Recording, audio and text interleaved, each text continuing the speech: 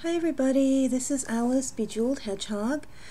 I think I hit vlog number 20 last night, so I think I'm at vlog 21 now. I have more staying power than I normally give myself credit for. Anyway, I'm back, feeling so-so. Kind of disappointed, but once I accepted things, I just kind of got over it. I'm not even going to think, I never did find that pause button to make the world hold still while I wasn't feeling well. So Monday is like this giant monster with fangs. I don't even want to think about what Monday will be. But I'm disappointed really because I was not able to help out as much with the Passover preparations as I wanted to. My niece will get her blanket, but she does not have it tonight. Because honestly, since I had been having fevers, and fevers normally mean contagiousness, I just didn't want to handle it and give it to her. Same with my sister's hat, so they'll probably get it, Monday evening or Sunday evening. Clearly, I am not having the Seder with their family, which is very disappointing because, I don't do much for Easter. I have two cousins in West Virginia. They're two sisters, and they are currently not getting along with each other at all, not even on speaking terms. They don't even acknowledge each other. So it's kind of, I will go with the cousin who was like my best friend for ages, but it's kind of awkward because the one that is has the family and does the festive things, like who would actually be having an Easter dinner, Easter lunch, whatever, is the other one.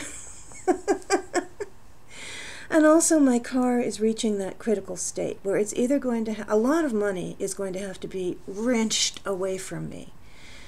And it's going to have to be wrenched away in one of two ways, and I'm just still deciding which way it's going to go. One way is massive repairs on a car that was a lemon, but that's another vlog. Just massive stupidity on my part. But anyway, or, just getting a new one. So that is just something I've got to start contemplating and dealing with soon.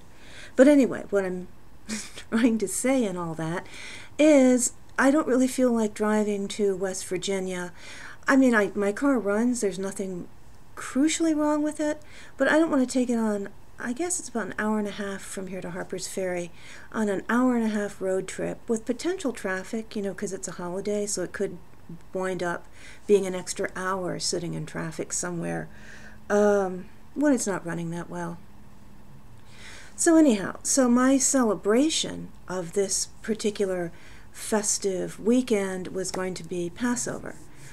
And I have just been sick enough that I decided they're having guests as well, not family members. So I feel like, kind of like typhoid Mary, and I probably shouldn't go. And I don't really feel up to it anyway. But once I kind of saw the writing on the wall, that this weekend was not going to be the happy holiday weekend I had been hoping for, I just kind of shrugged and said, okay, it is what it is. So anyhow, I've been catching up on people's videos, really loving it. Sissy Knitting is not doing her vlogs anymore. And I understand that she doesn't feel like doing them, which is fine. And I think that's cool because we're still going to be seeing her. And I found another vlogger. It seems like when one goes, I find somebody new. I don't know if he, if it's okay to mention people, without asking. But anyhow, his name is Andrew. His YouTube channel is in the pictures. And I put his link down below, and also C. Watts is vlogging as well. They're the two newest ones, that I have found. And I just love Andrew. It's funny because I've only seen his first vlog, but he is getting ready to go to a doctor's appointment, and he is feeling very nervous, you know, and wondering what is wrong. And I am sitting here being sick with, you know, having had some pretty intense fevers and chills, which I don't normally get, you know, especially not the chills. I mean, have I had chills like this since I was a teenager and got chicken pox? I don't think so. So, you know, so anyway, so I am completely understanding where he's coming from. I just decided what the heck, I would Google fever and chills. Don't. If you Google a symptom, you're going to put yourself into one insane mess. But he does the same thing. So anyway, I just love him to death. Andrew in the pictures. I cannot wait. I think he has 9 vlogs out so far. I can't wait to watch them. So I don't know if he, you know, will ever see mine, but if he ever does, hi Andrew. Let's see, did I want to write stuff down? Did I write anything down? Oh, I did write stuff down. Yeah, I want to do kind of some responses to other people's videos. Kelly, I was really, really moved by your poem and, you know, your discussion about eating disorders. And it's enough, you know, I feel strongly. I went through something like that as a teenager. Now, I never had my life at risk, but I have done some health damage. I did definitely do some health damage to myself. I have missing back teeth on both sides, not from vomiting. I'm so chicken of pain that there is no chance I would ever vomit on purpose. But when you don't eat enough, and one of the things that I would do to stave off appetite was drink diet sodas, my stomach would get so acidic that I would have a constant bad taste in my mouth. And my stomach always hurt. I had to buy Tums all the time. I never went anywhere without a little roll of Tums. And having all that acid washing up through my mouth really did take its toll. So at some point I think I'll do a vlog response, but I just don't feel like it right now.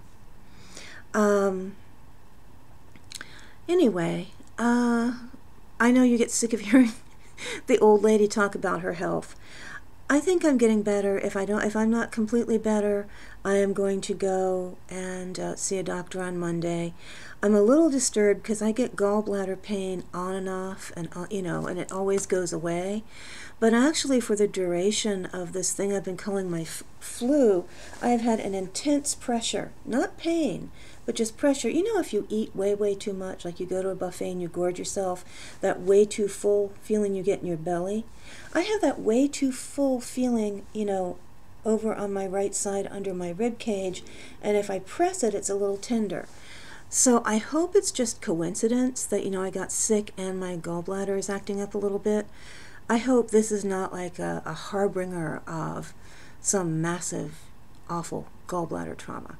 But anyway, okay, old lady is now an old lady talking about her gallbladder. This is too much. This is not me. Okay, I saw Poet Spice's video about her amazing book haul at the library and all those really cool vintage books. And I like her amigurumi book. I think even better than mine. This is one that my sister got. It's to be shared. It's mine and it's hers if she ever learns how to crochet. It's called Super Cute Crochet. And, oh, it has stuff in it like this bird. I honestly don't think I have seen anything as cute as the one. Oh, look at this little elephant. Look, look, look. As the one that Poet Spice has. But the cool thing about this book is once you find an amigurumi book that you like, you know, that has a variety of animals in it, I found that now that I own this book, pretty much any amigurumi pattern that I see, I find a similarity between the body type of that animal and some animal that's in here. And then the only thing that would need to change on it would be ear shapes, facial features, whatever. And then I find that just by using, you know, the basic concepts in here, I can wing it. So once you get an amigurumi book that you like, ooh, look at these little fishies. You really don't need to buy more than one. And I like that because I buy way too many books. And then Xanda was talking about being interested in burlesque dancing. And I've never done burlesque dancing, although I think it's a cool idea. But that reminded me, I like to share with people cool things that I like. And there is this Etsy seller called Wiggle Perfumes. And she is a maker of her own brand, her own line of perfumes, and she is a burlesque dancer, which is why it reminded me that for the longest time I had actually just wanted to share her site with people. Her standard size perfume comes in a bottle that's about this big, and you know, it's kind of hard to review perfumes for someone because a scent is so personal. But I pulled up my favorite 3 of hers that I have. The first one is called Frida Fondle. What I love about Frida Fondle is, well, I mean, I don't go to, you know, a lot of perfume stores. Every so often, my nieces and I wander through Sephora and sniff. But other than that, this is a rose scent, but it's a light, fresh rose. It's the kind of rose you could wear on a 90-degree, 90% humidity day and not feel like it's heavy and cloying. So this is the rose perfume that I start wearing in the spring and wear all through the summer because I really love the scent of roses, but I had never found a fresh rose until I found Frida Fondle. Another one that you can wear year-round, it's a warm, honey-like, kind of powdery scent, but it's beautiful and I love it. It's called Mindy. And I don't know if you can see it, but I will put a link to her Etsy site down below so you can go and check her out.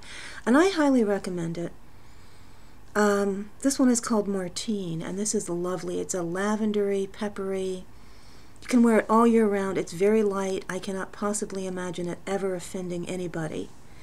And the other cool thing is, this is my little, oh, one of my nieces made me this. Isn't this cute? It's a little painted ceramic box of a rose, and I keep testers in it.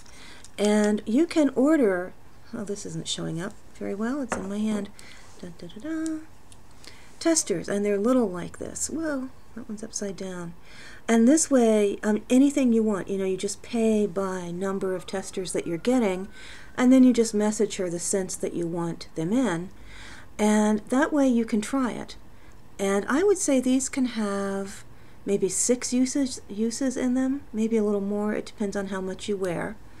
And that way you never have to pay too much and then really hate what you've got.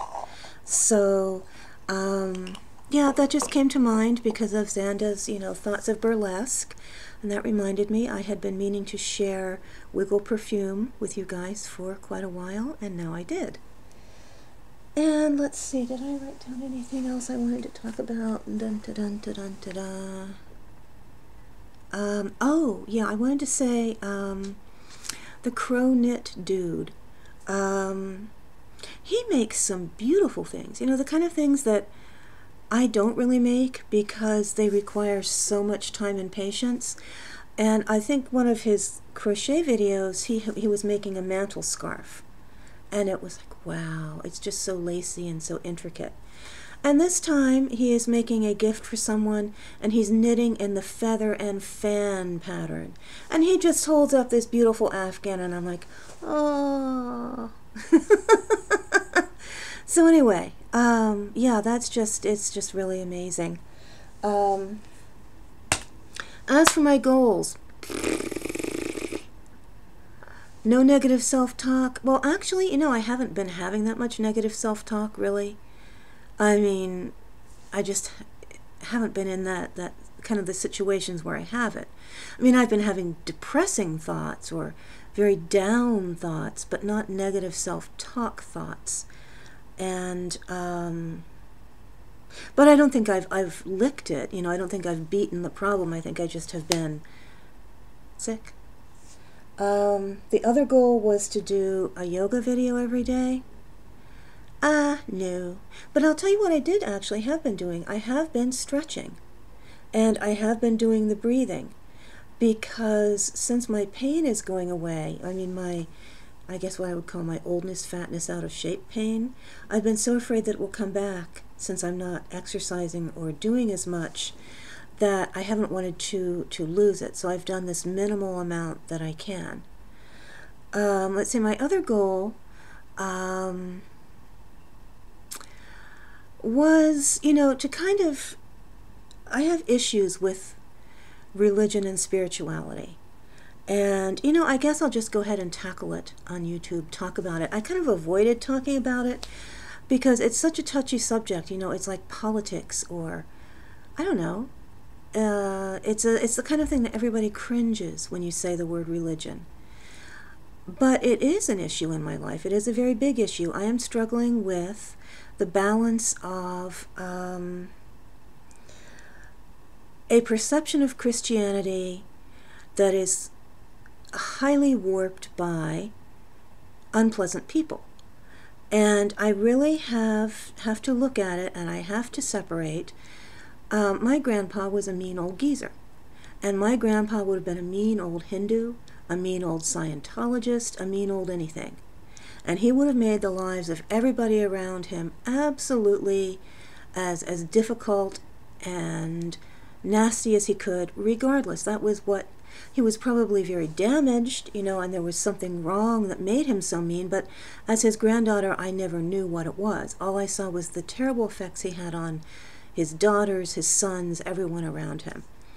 And, of course, he was one of the loudest, most vocal Christians. Now, he never attended a church in my childhood, that, you know, my whole life that I knew of, because he disagreed with every pastor he met. He was a bully. He was not a nice man. And yes, the first thing, you know, they had this little sign up right inside when you came in their house: "For all have sinned and come short of the glory of God." Oh. You know, and he was very fond of telling the children that you were a sinner and you were going to go to hell and blah, blah, blah. And I have to just cut that out of my mind. That is the man. That's not the religion. And then, of course, there is a lot of crap tied in with Christianity and pretty much many religions today. And that article in my little bootleg Newsweek that I took out of the recycle bin and read talked about it. It said something like, you know, follow Christ, not the church. And that's what I'm struggling with. My own decisions about religion, and I understand that spirituality is different from religion. The religion is an organized set of beliefs shared by people, and it's usually, there's doctrines, and it's kind of quantified, so that, you know, if you say the word Presbyterian, everybody can look it up and find out this is what Presbyterian is. Spirituality is your relationship with a deity, deities, however you want it to be. So that's kind of been my struggle, you know what, because I guess to give you a little bit of background, I mean, this video is going to go on forever. Maybe I should just make it in, I'll wrap it up and try and wrap it up in like 5 minutes. But basically, I am not happy with, you know, a lot of the tenets of Christianity as it was presented to me, which was the extreme focus on the negative. And over time, I have seen so much in it that's positive that I did not abandon it. And I've come to the conclusion now, actually, that I consider myself not a Christian, but a follower of Christ. That is, none of this is meant to be preaching, by the way. That is how I can reconcile in my own mind my difficulties with the religion as presented to me by people and my own genuine love for Christ. And what I have to start doing is looking at the Christians that I know that are good. Charmaine is one of the most wonderful, loving, and supportive people I met. I mean, YouTube is not really meeting, but I put up my first live video, and I am looking at it saying, oh my gosh, am I that fat? Oh my gosh, am I that old?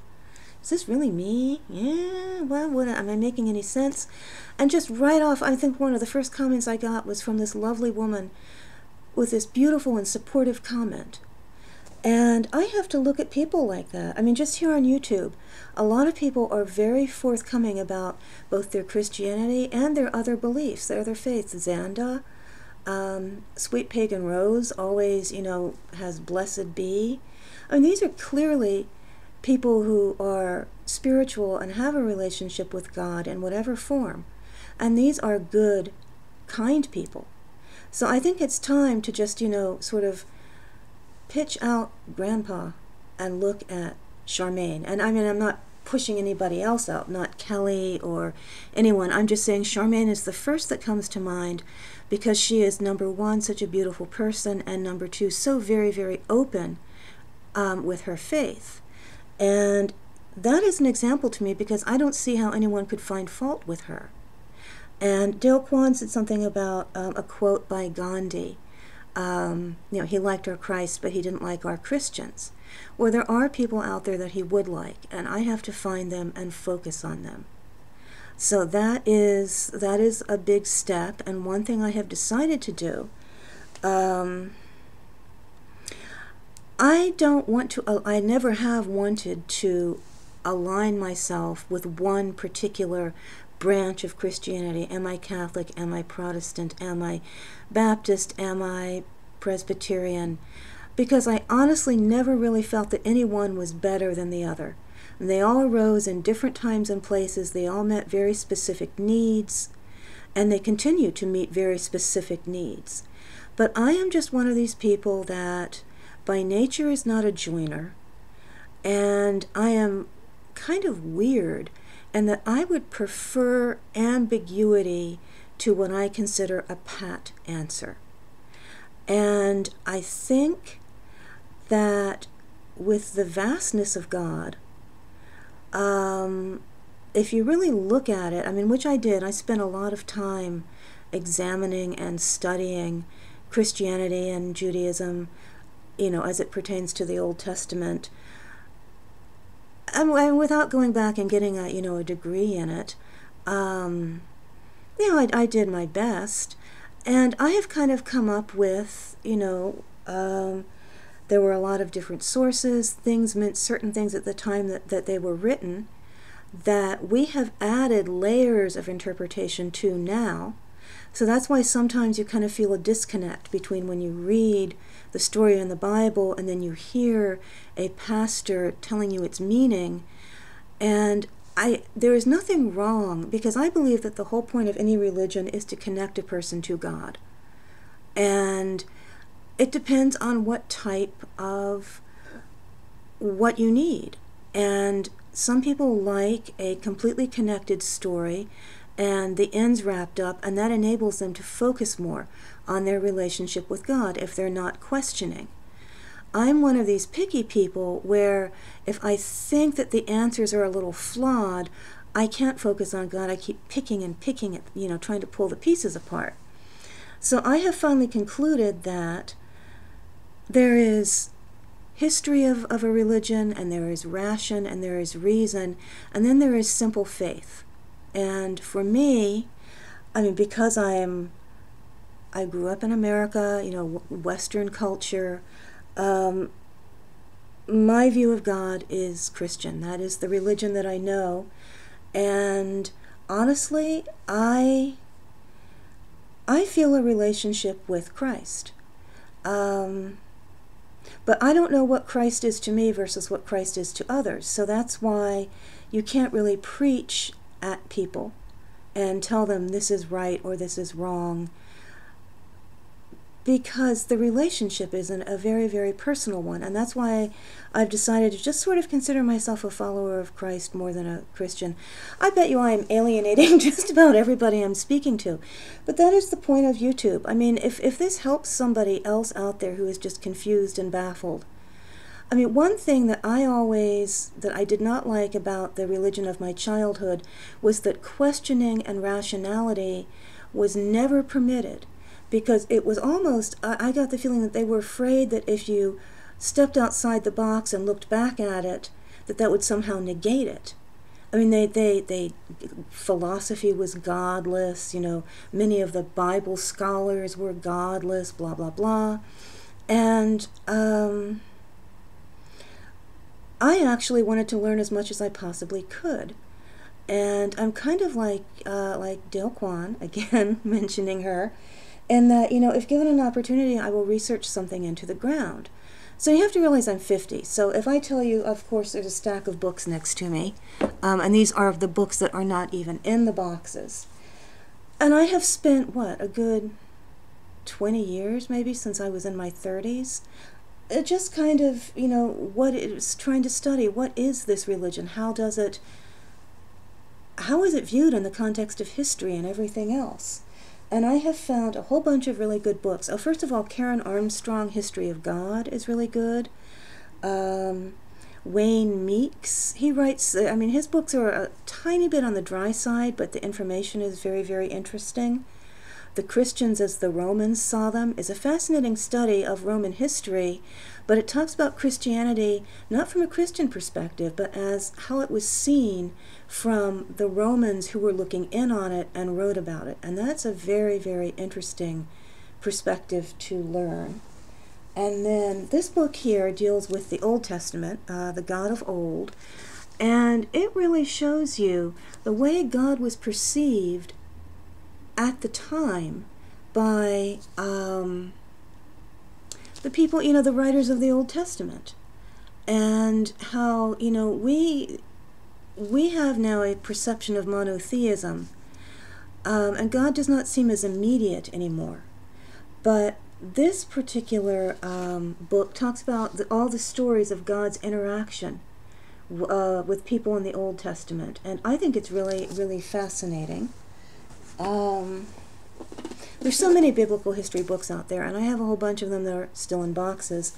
This is another one by John Romer, Testament, the Bible and History, and this covers both the Old and New Testament. This one, Yaroslav Pelikan, whose Bible is it?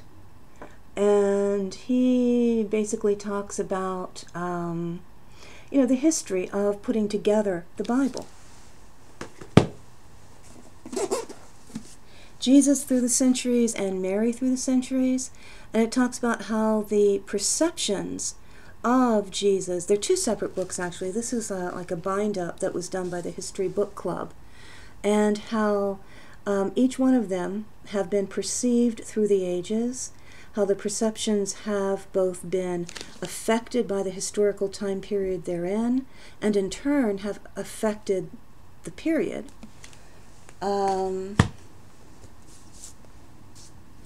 The Rise and Fall of the Bible. This is another one of these books about, the origins of the Bible and, how it comes to be what we now have. Now this is another one. This is one of my most favorite authors, Elaine Pagels. This is her most recent book, and it's a history. It's not about these. This is not the kind of book to read if you want to understand Revelations from a Christian perspective. It is more of a scholarly history of Revelations, when it was written, why it was written, how it was written, the cultural time period in which it was written, and how it's been used over the course of time. So it's very, very interesting. And then the last one that I have here in my stack, don't worry, it will come to an end. It's called Heretics, the creation of Christianity from the Gnostics through the modern church. And yes, I have read the Gnostic Gospels, and Elaine Pagels, however you say it, did a wonderful book on the Gnostic Gospels, and I have talked for half an hour, and this is getting scary. Anyway, this book is by Jonathan Wright. And I guess to make a long story short, although I can't make it short at this point, is I have come to the conclusion that you can read all about it and learn how it's formed and see how all the faults and all the fallacies, but the bottom line is this the spiritual path I want to take? And I still find an amazing amount of truth and beauty in what Jesus had to say. And I want to read you something, and this is not meant to be preaching by any means. I know that other people have written poetry, or read in a couple of cases, other people have read other people's poetry. And I guess you should not call a Bible verse poetry per se, but, and of course I thought I had marked this so that I could find it quickly. Ah, okay. This is something that is in not one of the canonized Gospels. This is in Gospel of Thomas, and it says, Jesus said, "If you bring forth what is within you, what you bring forth will save you. If you do not bring forth what is within you, that you do not bring forth will destroy you." And that's just amazing.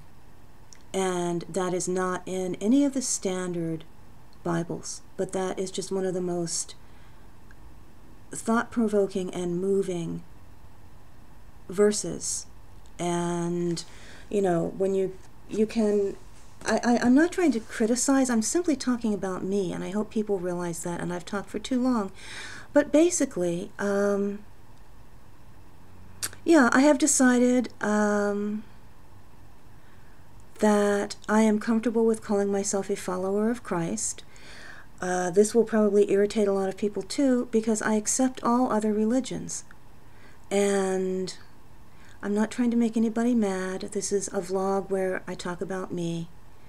And this is just me. So, oh boy. Anyway, way too long, way too touchy topics. But anyway, have a great weekend, everybody. I will talk to you tomorrow. Bye.